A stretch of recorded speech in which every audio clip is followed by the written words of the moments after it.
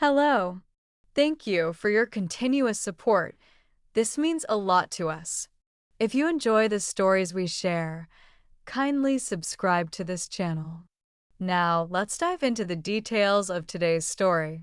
My name is Paula, and I've always believed family comes first. At 33, I built a decent life for myself. Senior marketing director at a tech company, nice apartment in the city, and enough money to help out the people I love. I'm not going to lie and say I'm some kind of genius, but I worked my ass off to get where I am today. Mom and Dad raised me and my younger sister, Lily, in a small 3-bedroom house in the suburbs. Dad worked as an electrician, and Mom was a receptionist at dental office. They weren't rich, but they made sure we had what needed. Lily was always the social butterfly, prettier, funnier, more outgoing. I was the quiet one, the bookworm who spent weekends studying while Lily went to parties. Typical sibling dynamic, I guess. When Lily met Jake 5 years ago, it was love at first sight. They got married 6 months later in a small ceremony that I helped pay for. Jake works in sales, but seems to bounce between jobs every few months. They're always short on cash, but they never miss a chance to post vacation photos on social media. As for me, I'm single. Dating isn't really my priority right now. Work takes up most of my time, and honestly, I'm okay with that. My job pays well, which means I can help out my family when they need it, and they always seem to need it. 3 years ago, when my parents were struggling with their mortgage payments, I stepped in. It's just temporary, Dad had said, embarrassed. Just until we get back on our feet. I didn't mind. I could afford it. And they were my parents. What was I supposed to do? Let the bank take their house. Then Lily and Jake couldn't make rent on their apartment. Just for a few months, Lily had promised, her eyes wide and pleading. Those few months turned into years. But I never complained. There were always other requests, too. A new refrigerator when theirs broke down, emergency car repairs, tickets to a concert Lily really wanted to see. I never said no. Today was Mom's 60th birthday, and I wanted to make it special. I booked a private room at Bellini's, her favorite Italian restaurant, and invited all her friends and relatives. The bill for the dinner would be hefty. But that wasn't all. I'd also planned a surprise gift, 10-day trip to Mexico for her and Dad. All expenses paid from flights to hotel tours. They'd never been out of the country before, and I thought it would be something they'd remember forever. I was at my apartment wrapping the gift certificate in fancy paper when my phone pinged with an email notification. Unknown sender, subject lined family dinner. Watch this. Probably spam, I muttered, about to delete it. But something stopped me. Maybe it was Lily being goofy, putting together a video montage of family moments for Mom's birthday. That would be just like her, stealing my thunder with something heartfelt and creative while I stuck to practical gifts. Clicked on the email. The message was brief. You should watch this video from your family's dinner last weekend. There was a video attachment. I hesitated for a second, running a quick mental virus scan. But curiosity got the better of me and I clicked play. The video showed my parents' dining room. The image was a bit shaky, but clear enough. Someone filming from what looked like the corner of the room. Mom, Dad, Lily, Jake, and a few other relatives were seated around the table. Wine glasses reflected the overhead light, and everyone was laughing about something. Then I heard my name. Paula's coming to the birthday dinner, right? That was Uncle Rob. Mom rolled her eyes. Of course she is. She's paying for it. They all laughed. I felt a small knot form in my stomach, but I kept watching. I don't know how you deal with her, Jake said, refilling his wine glass. She's so boring. Tell me about it, Mom replied. And I felt like I'd been slapped. Every conversation turns into a lecture about saving money or career advancement. No boyfriend, no hobbies, just work, work. And yet, she's got that big promotion, Lily chimed in, shaking her head. I still don't get how she's not exactly Miss Personality. Jake snorted. Maybe she got it through the bedroom, if you know what I mean. They all burst out laughing, Dad included. My own father. I felt bile rise in my throat. My fingers were trembling so badly I almost dropped my phone. The worst part is Mom continued swirling her wine. We have to pretend be impressed by everything she does. Oh, Paula got another raise. Oh, bought a new car like any of us care. But we need her money, Dad said, his voice lower but still audible. What if she decided to stop helping? Where would we be then? Stuck with this mortgage. That's where, Mom replied. And Lily and Jake would be out on the street. It's like paying a tax, Lily said with dramatic sigh. We smile and nod at her boring stories, and in return, she covers our bills. Have you seen her apartment? Mom continued. All that money, and it looks like a furniture showroom. No personality, just like her. I stopped the video, unable to watch anymore. My hands were shaking and tears burned behind my eyes. Every word had cut like a knife. The gift box with the Mexico trip sat in front of me, looking suddenly pathetic. I'd spent weeks planning this surprise. Excited to see Mom's face when she opened it, and all this time, my phone beeped with a calendar reminder. Mom's birthday dinner for hours. I stared at it, feeling hollow inside. My first instinct was to cancel, to crawl into bed and never face any of them again. But as the initial shock began to fade, something else took its place. Anger, white hot, clarifying anger. They wanted my money, but not me.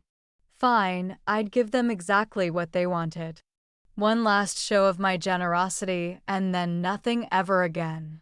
I spent the next hour replaying fragments of the video in my head while I gathered evidence of my family's financial dependence on me. My banking app showed a clear pattern. Monthly transfers for my parents' mortgage, regular payments for Lily and Jake's rent, plus dozens of emergency cash transfers whenever they claimed to be in a bind. Over the past 2 years alone, I'd spent over $78,000 on my family. Seeing the number in black and white made me feel physically ill. Not because of the money itself. I'd given it willingly, but because of what it represented, years of manipulation. I printed out every transaction, organizing them by recipient and date. Then I took the Mexico trip itinerary and drew a thick red line through it, writing "canceled" across the page in bold letters. I placed everything in the gift box I'd originally prepared for Mom's birthday present, wrapping it with the same fancy paper. It looked identical to the gift I'd planned to give her just hours ago, but its contents were very different. The video had been sent anonymously, and I couldn't figure out who might have recorded it.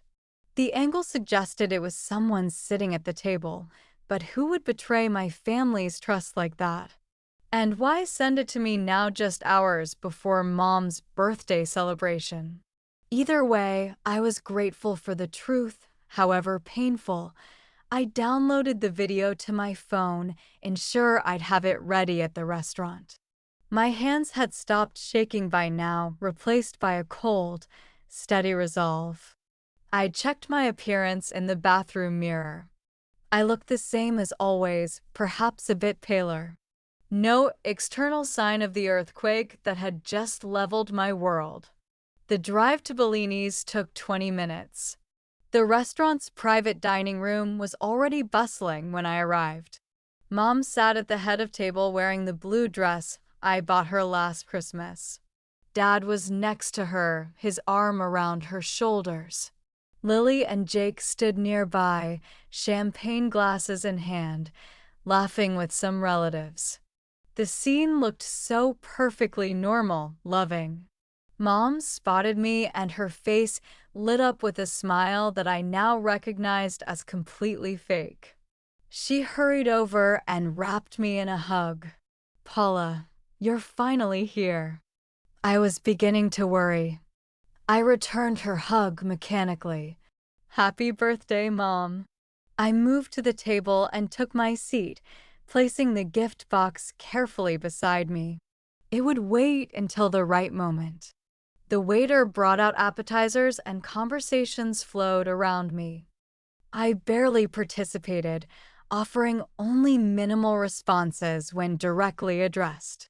No one seemed to notice anything amiss, or if they did, they attributed it to my usual boring personality. Mom clinked her glass to get everyone's attention.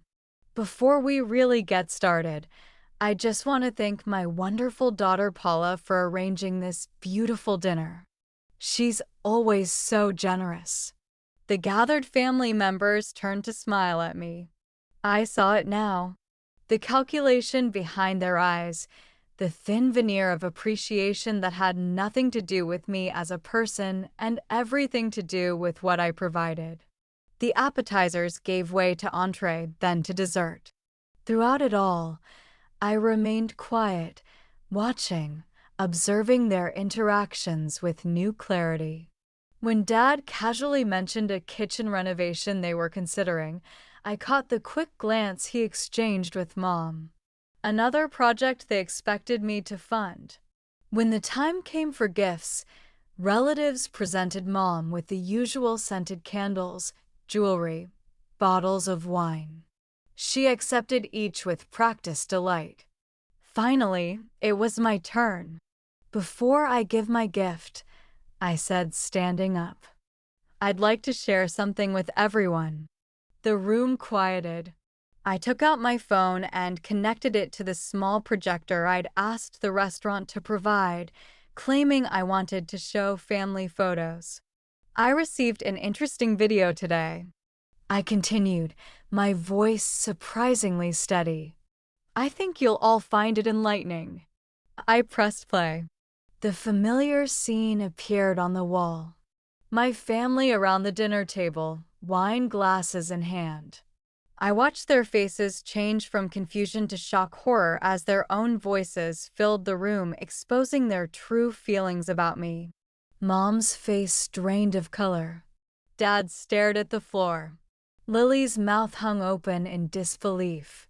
The other relatives shifted uncomfortably, some averting their eyes from the screen, others unable to look away from the unfolding disaster. When I finally stopped the video, the silence in room was absolute. Mom broke it first. "Paula, sweetheart, you've misunderstood everything. We were just joking around. It's obviously been manipulated," Lily added quickly. "Someone used one of those AI programs to fake our voices." "That's right," Jake nodded vigorously. "This is clearly a fake." The other relatives murmured in agreement, eager to diffuse the situation. Everyone wanted to believe it wasn't real, that a family couldn't possibly be so two-faced. Then a voice spoke from the back of room. "It's not fake." Everyone turned to look at Aunt Claire, Mom's sister. She stood up, shoulders squared. "I recorded that video last weekend," she stated flatly. "Every word is real." Mom's shock morphed into rage. "You did this. How dare you? I've listened to you talk about Paula like that for years." Aunt Claire replied. I couldn't stand it anymore. She reached into her purse and pulled out several sheets of paper. And here are printouts from your private family chat group, the one Paula doesn't know about. She handed the papers around the table. I took one, my hands numb. It was a screenshot of messaging app with my family's names clearly visible. Moma just called. She's paying for the restaurant for my birthday. We should ask her about a new washing machine next week. Lily, good idea. Jake needs new tires, too. Dad, don't push too hard fast. Let her think it was idea. Jake, just bore her with praise about her promotion. Works every time. LOL. I looked up from the paper to see Mom's face, contorted with fury. This is a violation of privacy, she shouted at Aunt Claire. You had no right to share our private conversations. I could see you for this. I haven't even given you my gift yet, Mom, I said, my voice cutting through her tirade. I pushed the wrapped box toward her. Open it. With trembling hands, she tore off the paper and lifted the lid. Her eyes widened as she saw the canceled Mexico trip and stack of financial records. $78,436. I announced to the room. That's how much I've spent on my family in the last 2 years alone. And this is how they repay me. I stood up, gathering my purse. From now on, you're on your own. And Mom, if you sue Aunt Claire, I'll hire the best lawyer in state to defend her. The room erupted into chaos. Mom burst into tears. Dad tried to calm her. And Lily screamed that I was being selfish and cruel. Some relatives looked ashamed. Others seemed almost pleased by the drama. I drove home in a blur, barely conscious of the traffic lights or other cars. My phone kept buzzing with notifications, texts, calls, voicemails, all from my family. I ignored them all. Once home, I locked the door behind me and collapsed onto the couch. The numbness was wearing off, giving way to a flood of emotions: betrayal, hurt, anger, shame. Had I been so desperate for family connection that I'd willingly blinded myself to their manipulation? How had I not seen it before? I dragged myself to the bathroom and turned the shower on as hot I could stand it. As the steam-filled room, I stepped under the water, hoping it would wash away the memory of their faces, their voices, laughter at my expense. It didn't. By the time I got out, my phone screen showed 37 missed calls and twice as many text messages. I scrolled through them briefly. Mom, please call me. This is all a misunderstanding. Dad, you're overreacting. We need to talk this through. Lily, how could you humiliate us like that? You're the selfish one. Jake, your sister is crying because of you. Hope you're happy. The messages became increasingly desperate as the night went on. Mom, we never meant to hurt you. Please answer. Dad, the mortgage payment is due next week.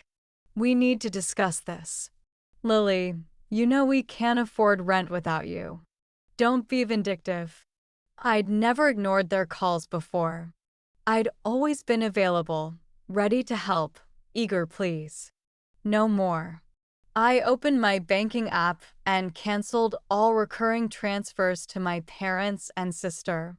Then I blocked their numbers on my phone. For the first time in years, I felt like I could breathe freely. My apartment, which Mom had criticized as having no personality, suddenly seemed like a sanctuary. Every piece of furniture, every decoration reflected my choices, not someone else's expectations. The next morning, I woke up feeling lighter despite having barely slept. I went to work, threw myself into projects, and somehow made it through the day without checking my phone once.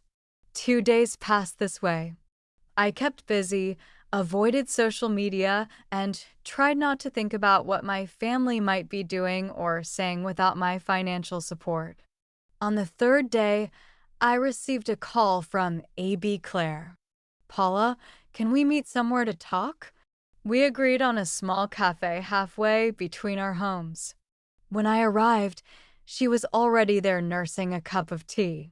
She looked tired, but managed to smile when she saw me. I slid into the seat across from her. Why did you do it? I asked without preamble, and Claire sighed. I've watched them take advantage of you for years. Every family gathering, every holiday, they'd act like they adored you when we're around. Then the moment you left, masks would come off. She stirred her tea absently. I wanted to say something so many times, but you seemed happy. You believed in this idea of your family that wasn't real, and I wasn't sure if it was my place to shatter that illusion. I stared down at the table, so what changed? That dinner last weekend was the final straw. The things they said about you, I couldn't stand it anymore. I recorded on impulse, not sure what I'd do with it. Then I heard about your big gift for Diane's birthday, and I knew how to show you the truth before spent even more on people who didn't appreciate you. We talked for over an hour. She filled me in on family dynamics I'd never noticed. How my parents had gradually increased their financial demands over the years. How Lily had learned to manipulate me by playing on my desire for closeness with my only sibling. Patterns I'd been blind to suddenly became obvious in retrospect. Before we parted, I hugged Aunt Claire tightly. Thank you, I whispered, for telling me the truth when no one else would. Days turned into weeks, then months. My life settled into a new rhythm. Work, friends, occasional dates, hobbies I'd neglected for too long. Never realized how much mental space my family had occupied until they weren't in it anymore. Through the grapevine of extended family, I heard bits and pieces about them. Mom and Dad were struggling with the mortgage. They'd missed 2 payments and the bank was sending warnings. Lily and Jake had been forced to move to a smaller apartment in less desirable neighborhood. I felt a twinge of guilt quickly followed by resolve. They were adults. They'd figure it out. Some relatives took my family's side, calling me heartless for cutting them off. Others understood my position, especially those who'd witnessed the birthday dinner revelation. I maintained relationships with the latter group, including Aunt Claire, who became something of a surrogate mother figure to me. 6 months after the confrontation, I was leaving my office building when I spotted a familiar figure waiting by the entrance. Lily, looking thinner than I remembered, her hair pulled back in a messy ponytail. My first instinct was to turn around and find another exit, but she'd already seen me. I steeled myself and continued walking, my face carefully blank. Paula, she called out as I approached. Please just give me 5 minutes. I stopped a few feet away from her. What do you want, Lily? She twisted her hands nervously. I came to apologize for everything. We were wrong to treat you that way. I said nothing, just waited. There would be more. Always was with Lily. Mom and Dad are really struggling with the mortgage, she continued, her voice growing desperate, and I'm pregnant, for months along. Jake and I had to move a cheaper apartment because we couldn't afford our place anymore. I'd suspected her apology wasn't genuine. Now I knew for certain. Congratulations on the baby, I said flatly. Is that all? Tears welled in her eyes. Please, Paula, we need your help. Just until the baby comes. Until we get back on our feet. We've learned our lesson. I swear. I looked at my sister. really her. Behind the tears and pregnancy, I could still see the calculation in her eyes. The same look she'd had when asking for money before. Nothing had changed except their circumstances. "No," I said simply. Her face hardened instantly. "You heartless bastard. Your own family is suffering and you don't even care." I walked past her toward my car, her shouted obscenities following me across the parking lot. Once inside, I took a deep breath and started the engine. I felt nothing for the sister I'd once loved so dearly. No anger, no pity, not even sadness, just emptiness. A year and a half passed since that confrontation with Lily outside my office. Life moved on as it always does. I received a promotion at work, took up hiking on weekends, and even started dating someone, a quiet, thoughtful man named David, who valued honesty above all else. Through my occasional contact with Aunt Claire and the handful of relatives I still kept in touch with, heard fragments about my former family. Mom and Dad were consistently behind on mortgage payments, living under the constant threat of foreclosure, but somehow always scraping by at the last minute. Lily had given birth to a boy and moved back in with our parents to save money. Jake was working 2 jobs, but still complaining about never having enough. They'd all adapted to life without my financial support, though not gracefully. Sometimes, usually late at night, I'd wonder if made the right choice. Cutting them off completely had been harsh, perhaps unnecessarily so. Then I'd remember the video, their laughing faces, their mocking words, and the doubt would vanish. They'd never loved me. They'd loved what I could provide. There's a world of difference. Last Christmas, I received holiday cards from both Mom and Lily. Mom's was formal, almost businesslike, with no personal message beyond the pre-printed greeting. Lily's included a photo of her son, my nephew, and a brief note saying she hoped we could someday reconcile for his sake. Neither mentioned money directly, but the implication hung between the lines. I sent no cards in return. During a spring dinner with Aunt Claire, she mentioned that Mom had reached out to her seeking reconciliation. She claimed she's realized her mistakes. Aunt Claire said, skepticism evident in her voice. Says she misses having you in her life. I raised an eyebrow. Did she happen to mention this before or after asking if you knew about my financial situation? Aunt Claire smiled wryly after. Of course, some things never change. In the months that followed, there were more attempts. Emails from Dad explaining how they'd misunderstood each other. A letter from Lily detailing the hardships of raising a child without adequate resources. Each message carefully crafted to invoke guilt without explicitly asking for money. I deleted the emails and threw away the letters without responding. One Sunday morning, I was shopping at the farmer's market when I literally bumped carts with Lily. She looked older, more worn down with dark circles under her eyes. The baby, now a toddler, sat in the cart playing with a toy. For a moment, we just stared at each other, both too surprised to speak. Her son looked up at me with curious eyes. Eyes that reminded me of my own in childhood photos. A small part of me ached at the realization that I didn't know his name, that I probably never would. Lily recovered first. She straightened her shoulders and nodded stiffly. Paula, Lily, I replied, keeping my voice neutral.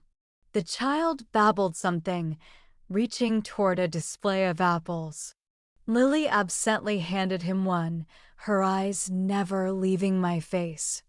I expected more manipulative pleas, maybe tears or accusations.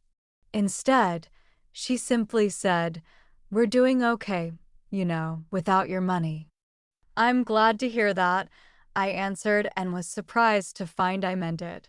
She hesitated, then pushed her cart past mine. Goodbye, Paula. Goodbye, I echoed, watching them disappear around the corner. That brief encounter affected me more than I expected.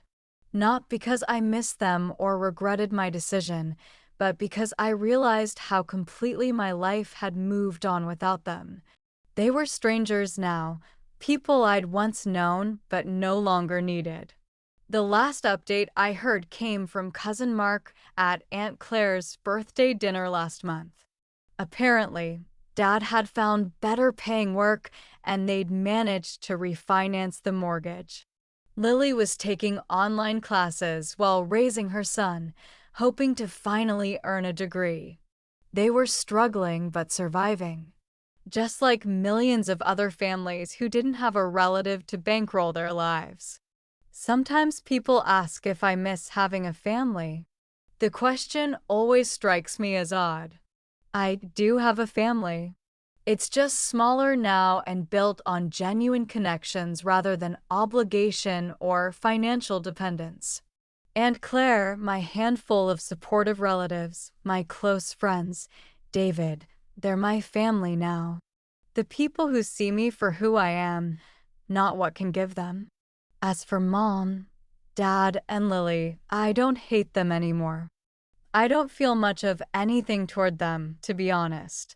They shaped my early life for better and worse, but they're not part of my story now, and I'm perfectly okay with that. I still have the video Aunt Claire sent me. I've never watched it again, but I keep it as a reminder, not of their betrayal, but of my own worth, of the lesson I learned that day. Last week, I finalized plans for a trip to Mexico, the same destination I'd once planned to send my parents to. But this time, I'm going with David and two of our closest friends. When I booked it, there was no twinge of regret, wistful thoughts about what might have been, just excitement for the adventure ahead. That's how I know I've truly moved on. My life isn't defined by what I lost or left behind. It's built on what I've found and what chosen. People who value me for exactly I am, not what I can do for them.